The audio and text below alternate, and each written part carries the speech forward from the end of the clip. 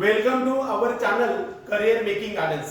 महाराष्ट्र राज्यातील तमाम विद्यार्थी आणि पालकांना आता नीट यूजी 2026 ची मेडिकल काउन्सिलिंग प्रोसेस मधील MCC all India quota MBBS BDS फक्त साठी सर्व राऊंड, त्याचबरोबर असणारे सर्व राऊंड मधील नियम आणि तुम्हाला अपग्रेडेशन आणि रेजिग्नेशन म्हणजे राजीनामा देणं आणि आपल्याला अपग्रेड करणं या संदर्भातला डिटेल आणि नियमामध्ये झालेले बदल हे सर्व मी डिटेल या व्हिडिओमध्ये मांडण्याचा प्रयत्न करणार आहे. महाराष्ट्रातील तमाम विद्यार्थी आणि पालकांना आपण पाठीमागच्या व्हिडिओमध्ये सांगितलेलं आहे की जी सध्याची प्रोसेस सुरू झाली ती MCC म्हणजे medical counselling committee through central काउन्सिलिंगची ऑल इंडिया कोट्याच्या संपूर्ण भारत देशामधील गव्हर्नमेंट MBBS आणि BDSच्या 15% सीट्स यामधून भरले जातात. एम्स, जिपमर आणि सर्व एम्स असतील त्या आणि जिपमर, AFMC आणि अलीगढ मुस्लिम AMU BHU या सर्व 100% सीट्स आणि डीम मधील 100% सीट्स साठीचं ऍडमिशन साठी रजिस्ट्रेशन हे 5 तारखेपासून ते 12 तारखेपर्यंत 8 दिवसामध्ये आपल्याला रजिस्ट्रेशनची सुरुवात झालेली आहे. याच्यामध्ये कुणी भाग घ्यायचा तर 1 लाखापेक्षा जास्त ऑल इंडिया रँक असणाऱ्या डीम साठी आणि 10,000पेक्षा कमी रँक असणाऱ्या विद्यार्थ्यांसाठी एम्स जिपमर साठी आपल्याला याच्यामध्ये भाग घ्यायचा आहे आणि 30 ते 35,000च्या कमी रँक असणाऱ्या विद्यार्थ्यांसाठी ऑल इंडिया कोट्यामधून भाग घ्यायचा आहे. आता ही प्रोसेस कशी असते याच्याबद्दल जे डिटेल नियम आपण पाहणार आहे.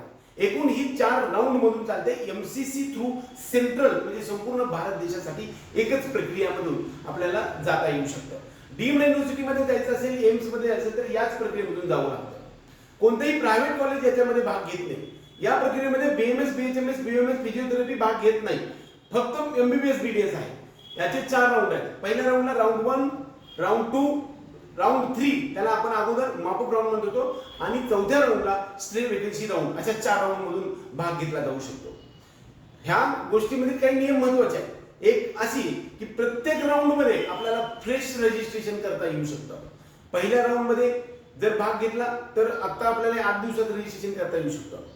दुसऱ्या, तिसऱ्या आणि चौथ्या ह्या 4ही राऊंड मध्ये आपल्याला फ्रेश रजिस्ट्रेशन करता येऊ शकतं. हे सगळ्यात या प्रक्रियेची सगळ्यात मोठी ब्युटी आहे.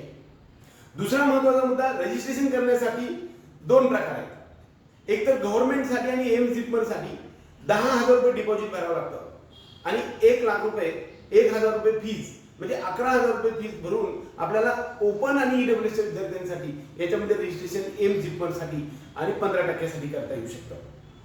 SC, ST आणि OBC साठी 5,000 रुपये डिपॉझिट आणि 500 रुपये फीज भरून 5,500 रुपये ऑनलाईन तिथे भरून आपल्याला या प्रक्रियेमध्ये भाग घ्यावा लागतो. त्यातील डिपॉझिट असतं ते रिफंडेबल असतं. 10 किंवा 5,000 हे आपल्याला सर्व प्रक्रियेचे नियम पाळले तर ते आपल्या अकाउंटवरती परत येतात. ज्या अकाउंटवरून तुम्ही भरले त्या अकाउंटवरती परत येत असतं. रजिस्ट्रेशन केल्यानंतर या सर्व प्रक्रियेमध्ये कशी प्रक्रिया होते ते सांगतो. एक तर पहिल्यांदा registration, payment fee, choice entry म्हणजे चॉईस फिलिंग करायचे म्हणजे आपल्याला कोणते कॉलेज प्रेफरन्सेस द्यायचे त्याला आपण ऑप्शन फॉर्म फिलिंग म्हणतो आणि त्यानंतर process of allotment, declaration of result आणि रिपोर्टिंग म्हणजे जॉईनिंग, प्रत्यक्षात जॉईनिंग म्हणजे 8 दिवसात आपल्याला रजिस्ट्रेशन करायचंय. 2 दिवस प्रोसेस ऑफ अलॉटमेंट साठी जी काही प्रोसेस असेल असेसमेंट प्रोसेस चालते. त्यानंतर रिझल्ट येतो आणि रिझल्ट आल्यानंतर 5 दिवस आपल्याला दिले जातात की ह्याच्यामधून आपल्याला प्रत्यक्ष कॉलेजवर जाऊन ऍडमिशन घ्यायचं असतं. परंतु यावर्षी या नियमात बदल झालाय. पहिल्या राऊंड मध्ये तुम्हाला एखादं कॉलेज ऑल इंडिया कोट्यामधून जर मिळालेलं असेल तर तुम्ही ते घ्यायचं असेल तर त्याच्यासाठी 2 ऑप्शन आहेत. एक फ्रीज आणि फ्लोट. आजपर्यंत हा फ्रीज आणि फ्लोटचा प्रक्रिया आपल्याकडे उपलब्ध नव्हती. फ्रीज म्हणजे काय? ऍडमिशन घेणे. फ्लोट म्हणजे काय? ऍडमिशन घेणे आणि पुढच्या प्रक्रियेमध्ये अपग्रेडेशन साठी जाणे. फ्रीज म्हणजे ते ऍडमिशन घेणे आणि फायनल करणे म्हणजेच रिटेन्शन करणे असा त्याचा अर्थ होतो. पहिल्या राऊंड मध्ये एखाद्या विद्यार्थ्याला एखादं कॉलेज मिळाले असेल आणि ते त्याला फायनल करायचंय, मला प्रक्रियेमधून बाहेर पडायचंय आणि हे मिळालेलं कॉलेज मला ऍडमिशन घ्यायचंय असं असणाऱ्या विद्यार्थ्यांसाठी ते कॉलेज फ्रीज करायचं आहे, त्याची फीज भरायची आहे आणि ओरिजिनल डॉक्युमेंट घेऊन कॉलेजवर जायचं आणि ऍडमिशन प्रोसेस पूर्ण करून टाकायची आहे. त्याची त्या वर्षीची प्रक्रिया संपली, ते कॉलेज त्याचं फायनल झालं. त्याला अपग्रेडेशन म्हणजे याच्यापेक्षा बेटरमेंटचं कॉलेज पाहिजे नाही. हे फ्रीज ऑप्शन. फ्लोट म्हणजे काय की ते कॉलेज तुम्हाला घ्यायचंय, हातात ठेवायचंय म्हणजे ते आपल्याला ऍडमिशन घ्यायचंय, परंतु अपग्रेडेशन म्हणजे बेटरमेंट म्हणजेच याच्यापेक्षा चांगलं कॉलेज आपल्याला घ्यायचंय दुसऱ्या किंवा तिसऱ्या राऊंड मध्ये. या विद्यार्थ्यांना मात्र फ्लोट ऑप्शन निवडायचं. फ्लोट ऑप्शन निवडल्यानंतर तुम्हाला सर्व ओरिजिनल डॉक्युमेंट्स हे घेऊन कॉलेजवर जाण्याची आवश्यकता नाही, हा नियमात बदल आहे. फ्रीज करायचं असेल तर तुम्हाला कॉलेजवरती जावं लागेल. फ्लोट करायचं असेल तर तुम्हाला कॉलेजवर जाण्याची आवश्यकता नाही. डिमांड ड्राफ्ट काढण्याची, कॉलेजच्या फीचा डीडी काढण्याची सुद्धा आवश्यकता नाही. तुम्ही फक्त आपले जे डॉक्युमेंट्स आहेत ते तलट स्कॅन कॉपीज आपल्याला MCC ला अपलोड करायचे. हे MCC ला अपलोड केल्यानंतर व्हेरिफिकेशन ऑनलाईन होईल आणि हे ऑनलाईन लवकरात लवकर करायचं. अलॉटमेंट झाल्यानंतर पहिल्या दुसऱ्या दिवसात आपल्याला अपलोड करायचं. त्यानंतर ऑनलाईन व्हेरिफिकेशन झाल्यानंतर त्यांचे काही तिथं डिस्क्रिमिनन्सी आली, म्हणजेच काही तुमचा बदल आला किंवा तुम्हाला काही क्लिअर दिसलं नाही वगैरे, तर ते पुन्हा अपलोड करायचं, सारखं चेक करायचं. आणि शेवटी तुम्ही अपलोड केलं, तुम्हाला तिथून पुढे वेळ जर समजा मिळालाच नाही तर तुम्हाला प्रॉब्लेम येऊ शकतो. पहिल्या राऊंडला फ्री एक्झिट असतं. ऍडमिशन मिळालं तरी नाही घेतलं तरी चालू शकतं. त्याला आपण फ्री एक्झिट म्हणतो. तुमचे डिपॉझिट पण जे 2,05,000 रुपये डीम्ड युनिव्हर्सिटी आपल्याला 2 लाख डिपॉझिट आणि 5,000 रुपये फीस भरावी लागते ते, आणि हे जे ऑल इंडिया कोट्यासाठी 11 किंवा 5,500 भरलेले आहे ते बुडत नाही आणि प्रोसेसच्या बाहेर सुद्धा पडत नाही. त्या प्रक्रियेला आपण फ्री एक्झिट असं म्हणतो. फक्त पहिल्या राऊंडला फ्री एक्झिट आहे. दुसऱ्या राऊंड मध्ये ज्या विद्यार्थ्यांना आजपर्यंत काहीच कॉलेज मिळालेलं नाही अशा विद्यार्थ्यांनी पहिल्या राऊंड मध्ये रजिस्ट्रेशन केलेलं असेल तर त्यांना चॉईस फिलिंग फक्त करायची आहे राऊंड मध्ये. ज्या विद्यार्थ्यांनी आजपर्यंत रजिस्ट्रेशन केलेलं नाही त्यांनी दुसऱ्या राऊंड मध्ये पहिल्यांदा फ्रीज रजिस्ट्रेशन सुद्धा करता येऊ शकते. ज्या विद्यार्थ्यांनी पहिल्या राऊंड मध्ये रजिस्ट्रेशन केले पण एखादं कॉलेज मिळालेलं फ्री एक्झिट मधून सोडलेलं आहे, परंतु आता आपल्याला सेकंड राऊंड मध्ये ऑप्शन एंट्री करायची आहे, म्हणजे चॉईस फिलिंग करायची आहे, ते करू शकतात. त्याचबरोबर ज्या विद्यार्थ्यांना पहिल्या राऊंड मध्ये एखादं कॉलेज मिळालेलं आहे आणि ते फ्रीज केलेलं नाही, फ्लोट केलेलं आहे, अशा विद्यार्थ्यांना सेकंड राऊंड मध्ये नवीन कॉलेजची चॉईस टाकायची. नवीन कॉलेज टाकत असताना मात्र ह्याच्यापेक्षा बेटर कॉलेज टाकायचं तुम्हाला. त्याला आपण बेटरमेंट किंवा अपग्रेडेशन असं म्हणतो. आपण पहिल्यांदा जास्त कॉलेज टाकतो, पण सेकंड राऊंडला आपल्याला पाहिजे तेवढीच कॉलेज मिळालं तर ते मिळेल, नाही तर नाही. सेकंड राऊंडच्या सीट अलॉटमेंट मध्ये तुम्हाला नवीन फ्रेश अलॉटमेंट होऊ शकते. एक तर 3 प्रक्रिया होऊ शकतात. एक तर पहिल्यांदाच दुसऱ्या राऊंड मध्ये एखादं कॉलेज मिळतं, किंवा पहिल्या राऊंड मध्ये मिळालेलं तेच कॉलेज जसं तसं राहतं, म्हणजे अपग्रेडेशन होत नाही. आणि एखाद्या विद्यार्थ्याला पहिल्या राऊंड मध्ये मिळालेलं जाऊन दुसऱ्या राऊंड मध्ये एखादं नवीन अलॉटमेंट होतं, त्याला अपग्रेडेशन किंवा बेटरमेंट म्हणतो, ते एक मिळतं. आणि चौथा मुद्दा जो आहे त्याला काहीच मिळत नाही, म्हणजे तुम्ही दिलेल्या मेरिटनुसार तुम्हाला ऍडमिशन मिळालेलं नाही. सेकंड राऊंड मध्ये मात्र नियम बदलतात. इकडे फ्री एक्झिट नाही. तुम्हाला जर अलॉटमेंट झालेली नसेल तर तिसऱ्या राऊंड साठी चॉईस फिलिंग करू शकता. इथं नियम बदल आहे बघा. आणि जर समजा सेकंड राऊंड मध्ये तुम्हाला दुसरं कॉलेज मिळालं, ते मग पहिल्या राऊंड मध्ये मिळालेलं कॉलेज तेच जर समजा या राऊंड मध्ये पण तेच असेल तर काही करण्याची गरज नाही. तुम्ही डॉक्युमेंट व्हेरिफिकेशन ऑनलाईन पद्धतीने केलेलं आहे, डीडी सुद्धा काढण्याची गरज नाही. हा नियमात बदल आहे. तुम्हाला तिसऱ्या राऊंड साठी आणखी एकदा बेटरमेंट साठी जाता येऊ शकतं. ज्या विद्यार्थ्यांना पहिल्यांदा दुसऱ्या राऊंड मध्ये एखादा कॉलेज मिळालेला आहे, अशा विद्यार्थ्यांना ते कॉलेज जर जॉईन करायचं असेल तर 2 प्रकार आहेत. एक तर फ्रीज केलं तर ते ऍडमिशन घ्यावं लागेल आणि कॉलेजवरती ओरिजिनल डॉक्युमेंट्स आणि डिमांड ड्राफ्टची फीस आहे तो कॉलेजवरती जाऊन डॉक्युमेंट्स जमा करावे लागतील. आणि आणखी फ्लोट 2 वेळा फ्लोट करता येईल. आणखी फ्लोट करता आलं तर पहिल्यांदा ज्या विद्यार्थ्यांना आताच पहिल्यांदा सेकंड राऊंड मध्ये जर ती कॉलेज मिळालेलं असेल तर तुम्ही original document colour scan copy आपल्याला MCC ला दिलेल्या रिपोर्टिंगच्या वेळामध्ये आपल्याला MCC ला अपलोड करायचे. म्हणजे काय होईल, तुमचं ऑनलाईन व्हेरिफिकेशन होईल आणि तुम्हाला नंतर म्हणजे दुसऱ्या वेळेस बेटरमेंट असेल किंवा पहिल्यांदा जर दुसऱ्या राऊंड मध्ये पहिल्यांदाच मिळालं असेल तर पहिल्याच वेळा म्हणजे थर्ड राऊंड मध्ये आपल्याला बेटरमेंट होणार आहे. बेटरमेंट किती वेळा होणार आहे? पहिल्या राऊंड मध्ये दुसरे आणि दुसऱ्यापासून तिसऱ्या राऊंड मध्ये. तिसऱ्या राऊंड जर बेटरमेंट नाही, पुढचा नियम सांगेल. आता हे बघा, त्यांना बेटरमेंट साठी जाण्यासाठी त्यांना फ्लोट ऑप्शन निवडायचं आहे. ओरिजिनल डॉक्युमेंट अपलोड करायचे, फीज आणि डिमांड ड्राफ्ट घेऊन जायची आवश्यकता नाही. कॉलेज घ्यायचंय आणि ते जॉईन करून फायनल करायचं असेल त्या विद्यार्थ्यांनी फ्रीज ऑप्शन निवडायचं आणि कॉलेजमध्ये जाऊन ओरिजिनल डॉक्युमेंट्स आणि डिमांड ड्राफ्ट जाऊन भरायला द्यायचं आहे. तिसरा राऊंड सुरू होतो त्यावेळेस आणखी एक महत्त्वाचा टॉपिक आहे की नवीन फ्रेश रजिस्ट्रेशन तुम्हाला करता येऊ शकणार आहे तिसऱ्या राऊंड मध्ये. आणि पहिल्या राऊंड मध्ये ज्या विद्यार्थ्यांनी रजिस्ट्रेशन केलेलं नाही अशा विद्यार्थ्यांना रजिस्ट्रेशन करता येऊ शकणार आहे. म्हणजे 2,05,000 किंवा 5,500 वरून रजिस्ट्रेशन करता येणार आहे. त्याचबरोबर पहिल्या आणि दुसऱ्या मध्ये काहीच न मिळणाऱ्या विद्यार्थ्यांना मात्र या ठिकाणी फक्त चॉईस फिलिंग करायची.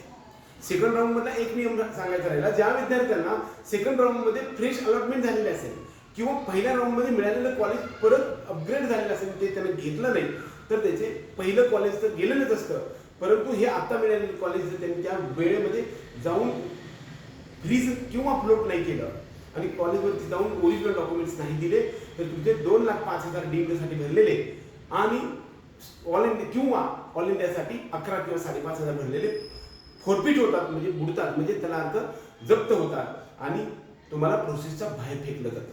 सेकंड राऊंडचा हा स्ट्रिक्ट नियम आहे. त्याच पद्धतीनं थर्ड राऊंडमध्ये आता थर्ड राऊंडचे नियम आपल्याला समजून घ्यायचे. थर्ड राऊंडमध्ये एखादा विद्यार्थ्याला फ्रेश रजिस्ट्रेशन करता येऊ शकतं. पहिल्या 2 राऊंडमध्ये काहीच न मिळालेल्या विद्यार्थ्यांना फक्त चॉईस फिलिंग करता येऊ शकते. ज्या विद्यार्थ्यांना पहिल्या किंवा दुसऱ्या राऊंडमध्ये एखादे कॉलेज मिळालेलं आहे आणि त्यांनी ते फ्लोट केलेलं आहे अशा विद्यार्थ्यांना दुसऱ्या वेळा अपग्रेडेशन करण्यासाठी तिसऱ्या राऊंडमध्ये चॉईस फिलिंग करता येऊ शकते. यावेळी चॉईस फिलिंग करताना मात्र सर्वात महत्त्वाचा टॉपिक लक्षात ठेवायचा, थर्ड राऊंडमध्ये मिळालेलं कॉलेज हे घ्यावंच लागतं. नाही घेतल्यास तुम्हाला या प्रक्रियेत तुमच्या आयुष्यातली सर्वात शेवटची प्रोसेस ऑल इंडिया राऊंडची आहे हे लक्षात घ्या. याच्यामध्ये जर एखादं कॉलेज तुम्हाला मिळालं, इथून पुढे थर्ड राऊंडमध्ये फ्लोट हा ऑप्शन संपला. फ्रीज आणि फ्लोट हा 2 ऑप्शन फक्त फर्स्ट आणि सेकंड राऊंड आहे. थर्ड राऊंडला फ्लोट ऑप्शन नाही. तुम्हाला अपग्रेडेशन स्ट्रे वेकेन्सी राऊंडसाठी जाता येत नाही हे लक्षात घ्या. म्हणजे थर्ड राऊंडमध्ये जर एखादं कॉलेज तुम्हाला मिळालेलं असेल, ते पहिल्यांदाच मिळालं असेल तरी सुद्धा तुम्हाला अपग्रेडेशनचा चान्स नाही. तुम्ही ते फ्रीज करायचं आहे, ओरिजिनल डॉक्युमेंट घेऊन कॉलेजवरती जाऊन ऍडमिशन घ्यायचं आहे, तुमची प्रोसेस संपली. समजा पहिल्या राऊंडमध्ये एक कॉलेज मिळालं ते घेतलं, दुसऱ्या राऊंडमध्ये एखादं कॉलेज मिळालं ते घेतलं आणि परत थर्ड राऊंडमध्ये मात्र तेच कॉलेज मिळालं असेल तर मात्र थर्ड राऊंडच्या दिलेल्या वेळेमध्ये ओरिजिनल डॉक्युमेंट घेऊन कॉलेजवरती फीजचा डिमांड ड्राफ्ट घेऊन ऍडमिशन प्रोसेस पूर्ण करायची. किंवा अपग्रेड होऊन तिसऱ्यांदा जे कॉलेज नवीन मिळालेलं आहे ते कॉलेज जर तुम्हाला घ्यायचं असेल तर त्याचा फीजचा डिमांड ड्राफ्ट घेऊन ओरिजिनल डॉक्युमेंट घेऊन प्रत्यक्ष कॉलेजमध्ये जाऊन ऍडमिशन घ्यायचं आहे. हे सर्व प्रोसेस केल्यानंतर तुम्हाला नंतर अपग्रेडेशन नाही, तुमची प्रोसेस संपली. तुम्ही ऑल इंडिया कोट्याच्या 4थ्या राऊंडमध्ये जाऊ शकत नाही. त्याचबरोबर संपूर्ण भारत देशाच्या स्टेट कोट्यामधून सुद्धा जाऊ शकत नाही. तुम्ही blocked by DGHS, director of general DGHS health sciences, general director health sciences याच्याबद्दल ब्लॉक केलेलं असतं. एकंदरीत थर्ड राऊंड हा सर्वात महत्त्वाचा आहे. समजा थर्ड राऊंडमध्ये एखादं कॉलेज तुम्हाला मिळालं नसेल, तुम्ही जॉईन केलं नाही तर तुमचे 2,05,000 किंवा 11 किंवा 5,500 रुपये तुमचे फोरफिट होणार आहेत. तुम्ही प्रोसेसच्या बाहेर पडणार आहे आणि विशेष म्हणजे तुम्हाला 4था राऊंड ज्याला आपण स्ट्रे वेकेन्सी राऊंड म्हणतो त्याच्यामध्ये भाग घेता येणार नाही. त्यानंतरचा सर्वात महत्त्वाचा मुद्दा चालू होतो तो 4th राऊंड, त्याला आपण स्ट्रे वेकेन्सी राऊंड असं म्हणतो. स्ट्रे वेकेन्सी राऊंडमध्ये फ्रेश एंट्री करता येते का, फ्रेश रजिस्ट्रेशन करता येतं का, 100% करता येतं. परंतु ज्या विद्यार्थ्यांना थर्ड राऊंडमध्ये डिपॉझिट फोरफिट झालेलं आहे आणि त्यांनी मिळालेलं कॉलेज घेतलेलं नाही, या विद्यार्थ्यांना मात्र इकडे ब्लॉक केलं जातं, त्यांना रजिस्ट्रेशन करता येत नाही. सेकंड राऊंडमध्ये एखाद्या विद्यार्थ्यानं कॉलेज न घेतल्यामुळे त्याला ब्लॉक करून त्याचे समजा 2 लाख बुडलेले असतील आणि त्याला स्ट्रे वेकेन्सी राऊंडमध्ये जाता येत असेल तर त्याला रजिस्ट्रेशन करता येऊ शकतं. आणि आजपर्यंत पहिल्या 3 राऊंडमध्ये एकही कॉलेज मिळाले नाही अशा विद्यार्थ्यांना मात्र स्ट्रे वेकेन्सी राऊंडमध्ये फ्रेश चॉईस फिलिंग करता येऊ शकते. स्ट्रे वेकेन्सी राऊंडचं सर्वात महत्त्वाचा टॉपिक म्हणजे फ्रेश एंट्री करता येऊ शकते. पहिल्या विद्यार्थ्यांना जर काही मिळालेलं नसेल तर मात्र स्ट्रे वेकेन्सी राऊंडमध्ये भाग घेता येऊ शकतो. परंतु इथून पुढचे नियम बदलले, ही तुमची स्ट्रे वेकेन्सी राऊंडमध्ये सर्वात शेवटची चॉईस फिलिंग या वर्षीची आहे.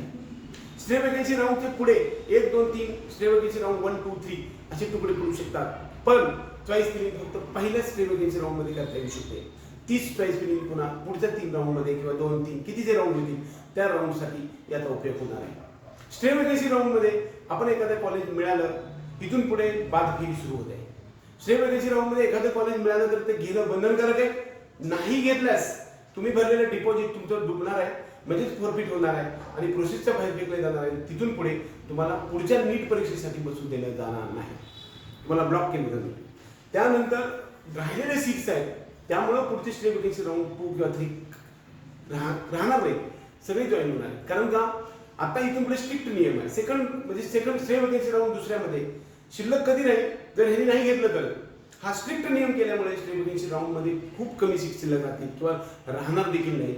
आणि स्ट्रे वेकेन्सी राऊंड 2 मध्ये चॉईस फिलिंग करायची नाहीये, फक्त एक रिझल्ट लागेल आणि डायरेक्ट तुम्हाला रिझल्ट नंतर ऍडमिशन घ्यायचं आहे. जी choice filling stray vacancy round मध्ये 1 मध्ये आहे तीच चॉईस फिलिंग आपल्याला carry forward 2 round stray vacancy round 2 मध्ये केली जाणार आहे. आणि त्यानुसार तुम्हाला एखादी सीट मिळेल. मिळाल्यास तुम्हाला घेणं बंधनकारक आहे. त्याला इथं सुद्धा फ्लोटचं ऑप्शन नाही, फेजच करावं लागेल. ॲडमिशन घेतल्यानंतर कॉलेजवर जाऊन ओरिजिनल डॉक्युमेंट्स जाऊन ॲडमिशन घ्यावं लागेल आणि नाही घेतल्यास तुम्ही प्रोसेसच्या बाहेर पडतं, डिपॉझिट पण फॉरफिट होतं आणि तुम्हाला 1 वर्षासाठी बॅन केलं जातं नीट 2027 साठी. हे सर्व नियम आम्ही जो बदल केलेला आहे किंवा हा MCC आहे हे कशासाठी केला असेल? हे स्ट्रिक्ट नियम डिपॉझिट वगैरे आहे तर जनरल लोकांनी याच्या ॲडमिशन प्रोसेसमध्ये भाग घ्यावा आणि जे काही ओरिजिनल ॲडमिशन घ्यायची इच्छा असणाऱ्या विद्यार्थ्यांसाठी त्रास होऊ नये यासाठी ही प्रक्रिया आपल्याला अवलंबली आहे. एकंदरीत MCC all India quota MBBS BDS संदर्भातल्या सर्व राऊंडच्या नियमामध्ये झालेला बदल, त्याच्यामध्ये असलेले strict options, deposit, upgradation, resignation या सर्व गोष्टीचा आपल्याला डिटेल लेखाजोखा या व्हिडिओमध्ये मांडण्याचा प्रयत्न केलाय. हा व्हिडिओ आवडला तर व्हिडिओ लाईक करा, त्याचबरोबर आपल्या चॅनलला सबस्क्राईब अवश्य करा. आपल्या पेड काउन्सिलिंग प्रोग्राम मध्ये याहीपेक्षा डिटेल सगळ्या गोष्टी तुम्हाला मिळू शकतात. आपल्या सर्व विद्यार्थ्यांनी पालकांना आपला करिअरचा मार्ग सुकर बनण्यासाठी आपल्या चॅनलला सबस्क्राईब करा आणि आपल्या पेड काउन्सिलिंग ग्रुपमध्ये येऊ शकता. जय हिंद, जय महाराष्ट्र.